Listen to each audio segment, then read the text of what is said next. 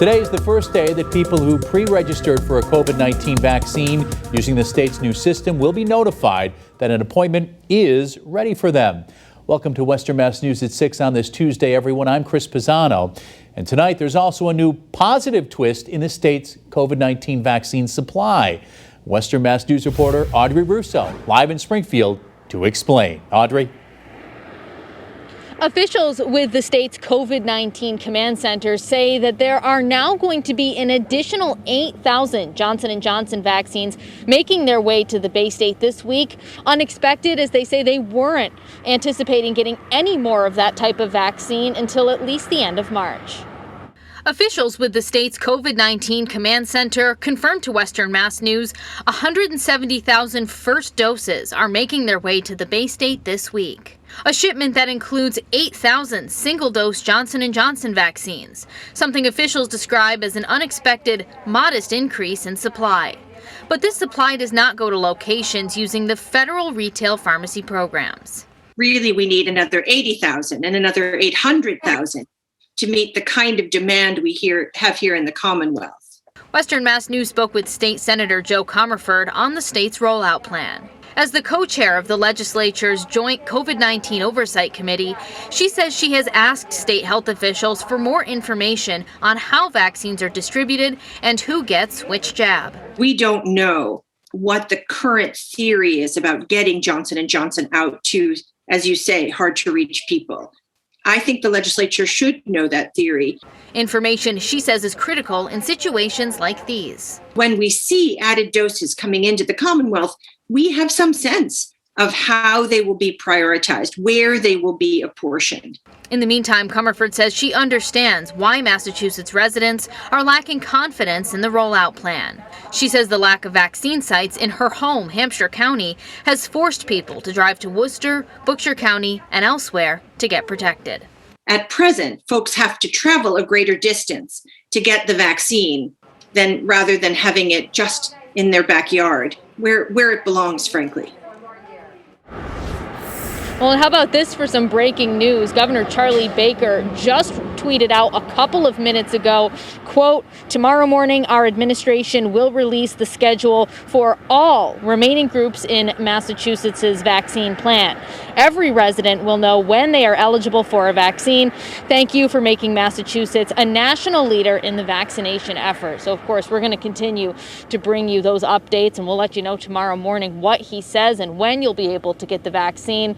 Again, he tweeted this out just minutes ago. Reporting live in Springfield, AUDREY RUSSO for Western Mass News. AUDREY, thank you for that live report. Now to new developments on a story Western Mass News has been following for you.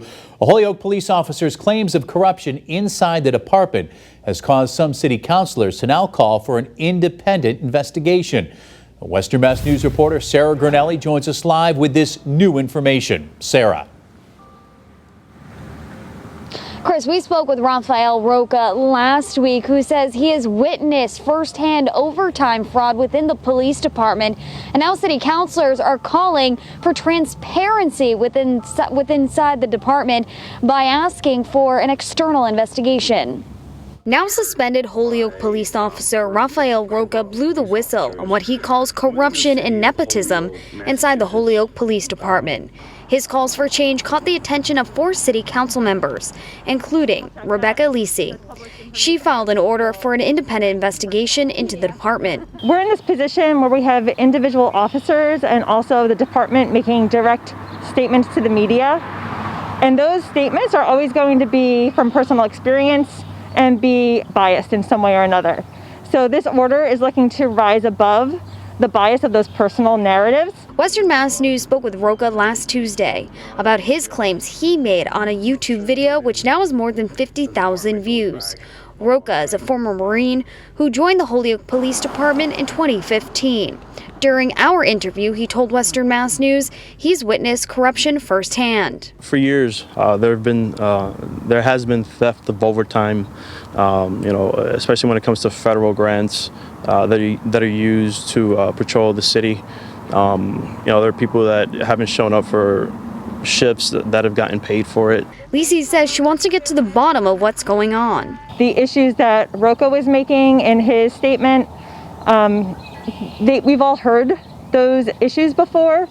So we're at a point where we need to know whether or not these are repeat offenses and, again, systemic issues, or if they're just mistakes. Western Mass News spoke with Holyoke Mayor Alex MORSE about the call for an outside investigation. I don't think it honestly merits an independent investigation. I mean, any city employee, any officer, anybody off the street can record a video and say anything they please and get attention. And I think that's what is the case here. I have full confidence in Chief Evo, full confidence in incoming Chief Dave Pratt. Normally, the mayor could sign off on an independent investigation.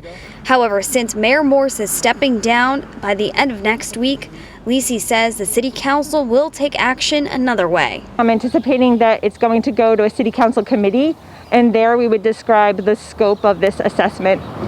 There are a lot of national agencies that do department assessments very specifically focused on police. There are accreditation. So we've reached out to the police department for a comment. We have not heard back today. Live in Holyoke, I'm Sarah Grinelli for Western Mass News. Well, after a record cold start this morning, temperatures only got back into the middle and a few upper 30s this afternoon. I think maybe one or two towns hit 40 degrees. So it's been a struggle, most of that due to the cloud cover today. But it was actually a pretty good temperature climb, 37 for a high in Springfield after starting off around 10 this morning. Currently, it is dry in Springfield where 35 degrees. Dew points are still below zero, so very dry air in place. And breezes have been on the lighter side, occasionally a little gusty. Temperatures right now falling back down toward the middle 30s. A few spots below freezing like Pittsfield and Blandford, so it is chilly, and breezes are staying at about 5 to 10 miles an hour, eventually becoming light to calm again tonight. Cloudy skies, but there have been some bands of snow coming through, most likely only falling as a few flurries if you're seeing anything at all. There's the chance for a few flurries this evening, maybe a very light snow shower, and temperatures will be dropping back to the freezing mark for everybody by midnight. Skies remain mostly cloudy overnight, and by tomorrow morning we'll actually have a pretty decent start to the day. We'll start off close to freezing. Highs are near 50 for St. Patrick's Day with a mix of sun and clouds. I'll have more in your forecast in just a few minutes. Chris? Janna, thanks. Happening right now, the City of Springfield's Vax Force Committee is hosting a virtual meeting for residents to address their concerns about the COVID-19 vaccine. The committee includes many local health experts. And Western Mass News reporter Lindsay Kane is live for us in Springfield with more on that. Lindsay? Chris, the committee wants to help debunk some myths about the vaccine. Springfield residents can log on in order to ask questions. Mayor Dominic SARNO tells Western Mass News he wants people to be comfortable and confident signing up to get a shot. I think it's important that we have to put across all the facts and information so people can make an educated decision. And the big thing about conspiracy theories has never solved the medical challenges. It's vaccines that does that, and this is really to take any type of politics. It's not about politics, it's about public health. Now, this meeting comes after the city announced several community vaccination sites for residents beginning later this month. City officials hope this event encourages people to get a vaccine. This meeting goes until 8 p.m. tonight, and the link is on our website. That's westernmassnews.com. Live in Springfield, Lindsay Kane, Western Mass News. For that live report, the president of UMass is calling for a tuition freeze now for a second year in a row, impacting in-state undergrads. The move comes as the pandemic continues to hit people's budgets hard. And Western Mass News reporter Leon Purvis has a reaction from students who pay for tuition themselves. It'd be one less thing I'd have to worry about. Besides getting my degree, it's been stressful for years. This last year has been especially stressful, so it'd be really good if they did that for us. Gabriel Higley is one of many UMass Amherst students who could benefit from a tuition freeze. He pays for his education himself. It's really hard. You have to be really creative in the ways you make money and the ways that you get your payments in on time. On Tuesday, UMass President Marty Mead put forward a proposal to freeze tuition for in-state undergraduates starting in September.